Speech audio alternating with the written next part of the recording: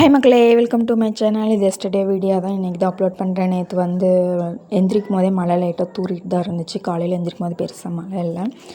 And Suganthan அப்படியே school கிளம்பிட்டா. நான் class போகல, நான் லீவில் தான் வீட்டில் இருக்கேன். உடம்பு கொஞ்சம் இன்னும் நல்லா ஆகட்டும் அப்படின்ட்டு காலையில் நான் எந்திரிக்கிறதுக்கு முன்னாடி எங்கள் அம்மா சமைச்சிட்டு இருந்தாங்க. இட்லி சுட்டு குருமா வச்சு சட்னி அரைச்சிருந்தாங்க.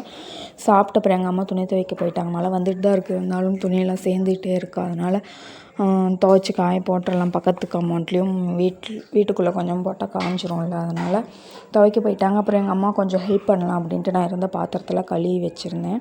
ஏன்னா மதியம் சமைக்கிறதுக்கு அவங்களுக்கு கொஞ்சம் ஈஸியாக இருக்கும்ல. அதனால் 2 நாள் எங்கள் அம்மா தான் வேலை செஞ்சிட்ருக்காங்களா. நான் ஒரு வேலையும் தொடவே இல்லை, ரெஸ்ட் எடுத்துகிட்டே இருக்கேன் உடம்பு சரியில்லைன்னு. ஸோ கொஞ்சம் நம்மளால் முடிஞ்சதை ஹெல்ப் பண்ணலான்னு பண்ணிட்டேன். அப்புறம் கொஞ்சம் நேரம் கழித்து ஏதோ ஸ்நாக்ஸ் சாப்பிட்ணும் போல் இருந்துச்சு. அதனால் ஃபஸ்ட்டு சுக்கு டீ வச்சுட்டு சளி பிடிச்சிருக்கனால இப்போல்லாம் பால் டீயும் நான் குடிக்கிறதில்ல.